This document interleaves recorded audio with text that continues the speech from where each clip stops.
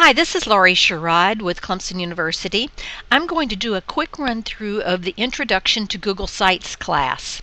First, I've opened Google Chrome because it works a bit better in Google Chrome, and I'm going to log into g.clemson.edu. Typically in these classes, the first thing we do is we go to Google Drive. If you've never been here before, I do recommend clicking on the little settings option on the far right, going to Upload Settings, and making sure you have a check mark next to Confirm Settings before each upload. Then as you upload files, you get the choice of converting it to Google Docs format or leaving it in the original format. If you'd like to embed a file, you're going to need to convert it to Google Docs format. Then, to upload files, you'll click on the Upload button. It'll let you search your computer, and you can upload any kind of Word, Excel, or PowerPoint file. There are other files you can upload as well, but these are the kinds that we would typically want to embed. Now, you'll see I've already uploaded two files. One's a Word and one's a PowerPoint, and I converted them.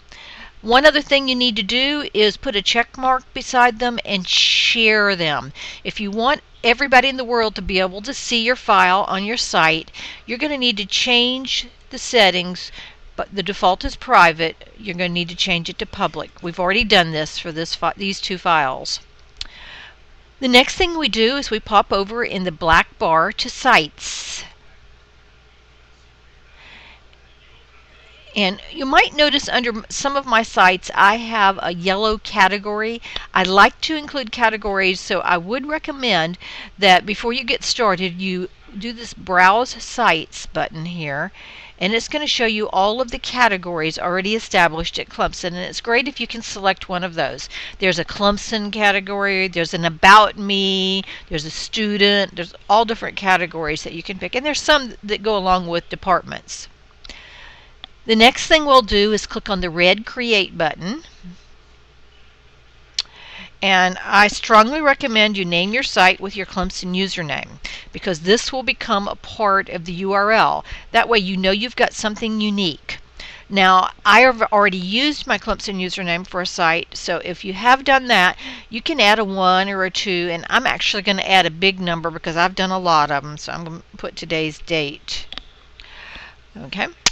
And the next option is a theme. If you click on the little Select a Theme, it will expand, and you can pick any one of a number of themes. If you prefer to start out all white, there's some almost all white ones, and there's quite a few others, but I'm going to pick this one.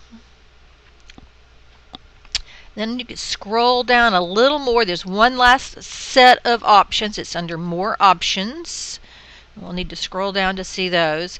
And the first one is Site Categories. And you remember in the beginning we looked at the categories. We want to spell it exactly the way it was spelled already, so it won't create a brand new category. And for your site description, I really encourage you to start out with your full name in case someone's searching for your site, and a little bit of a description, and I'm going to put sample throw away soon, so I'll remember that I wanted to throw this one away. And then click the red Create button at the top, and it will create your brand new site. This does take a second or two sometimes, so we'll see how long it takes right now. Here it comes up. Now you'll notice that the name for my site does show up here. I'm going to show you how to get rid of that. And up here you'll see that it is the last part of the URL that everybody at Clemson already uses. So again, that's the reason this part really needs to be unique. In the upper right hand corner you're going to see 4 important buttons. One is Edit Page, one is Add a New Page, there's a More, and there's a Share. I'm going to start out with Edit Page. And now I have a blinking cursor down in this big box, so I could just start typing. I also have some options on a toolbar and some menu options. I'm going to start out with the toolbar option Layout. And I'm going to select the second 2 column. Notice it's got a little row above and below and then 2 columns. So now I basically have 4 boxes to type in down here. In that top one, I'm just going to put my name, so everybody will know whose site this is. And I'm going to make it a little bigger than it is by default. All right, in the left-hand box, I usually like to put some kind of a welcome message. And in the right-hand box, I like a picture. I don't think any web page is very fun to look at if it doesn't have a picture, so I'm going to select Insert. Now, under Insert, you see a ton of options. You can insert, the very first thing is a picture or image, a link. One I like a lot is a horizontal line. We'll do that in a minute. You've got gadgets, YouTube video, documents from Drive, so you've got a lot of choices. I'm going to select image, and when you select image, it lets you choose that picture from your hard drive. So you don't have to upload the pictures in advance. You do need to upload the documents in advance. So I'm just going to find a picture to put in here. I think I'll pick Clemson girls.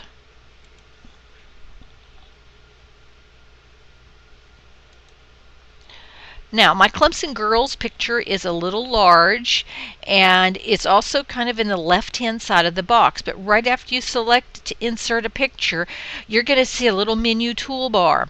If you click off of the picture, the toolbar goes away. If you click on the picture, it comes back, in this case, at the lower part of the picture. It's on size original. Let's see what large looks like. Large is actually smaller than original, and then medium is a little smaller than that. I'm going to leave it on medium. No, I think I'll make it large. And then I can center the picture in the current box. And if I wanted to remove the picture, I could click on that X and it would be gone. Okay. And the last thing I want to do on my first page is I would like to put a link to the Clemson homepage. So I'm just going to put something like, click here for the Clemson homepage. And now I can highlight whatever part of that I want. I can highlight just the word Clemson or Clemson homepage. And on the toolbar, one of the options is link. And by default, it's wanting to link to another page of my site. But if I click on web address, I can tell it to go to www.clemson.edu and say, OK. And when you're finished with the page you're on, in the upper right-hand corner, there's a Save button.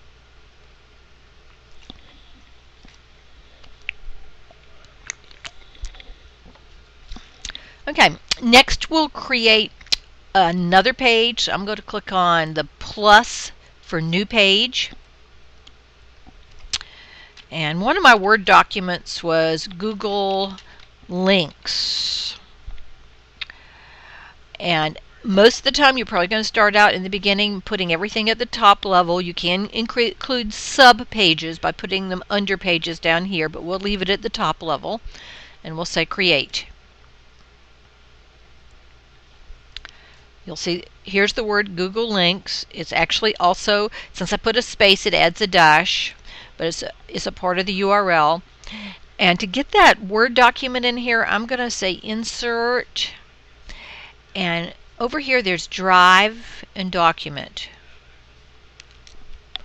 It will go out and look at all of my word processing type documents that have been converted to Google format, and I'm going to pick Google Links.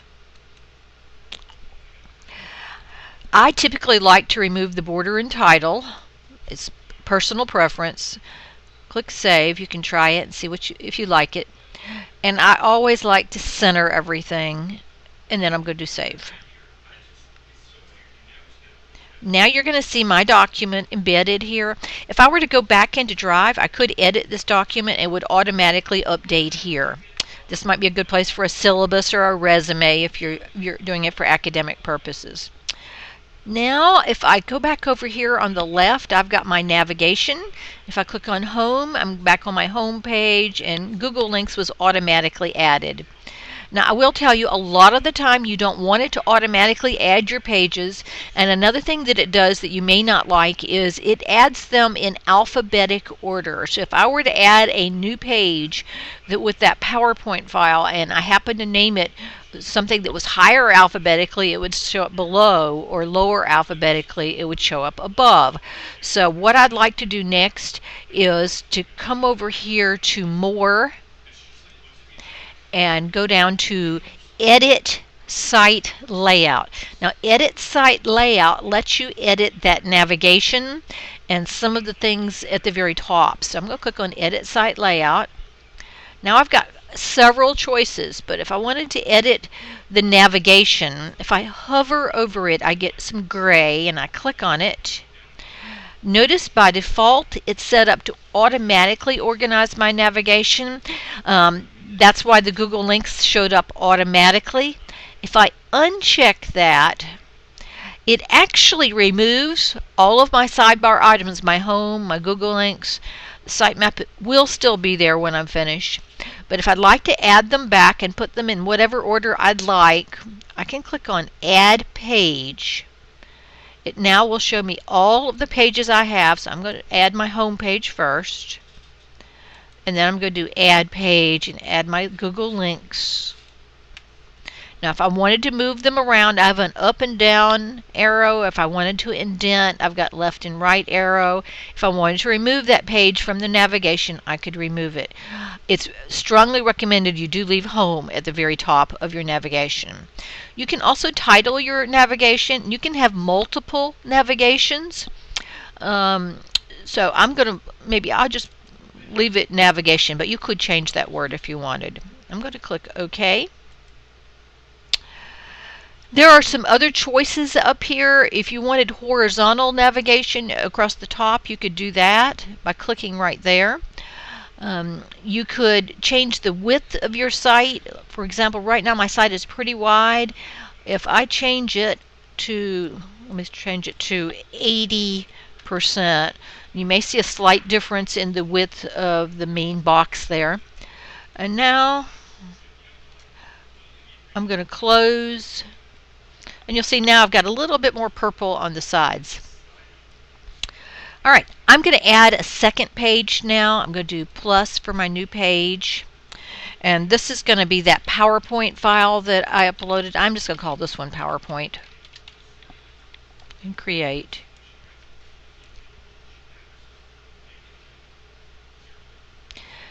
Now, it has gone into edit mode. I can see my menus. I can see my blinking cursor. I see the blue save indicating it's waiting for me to save.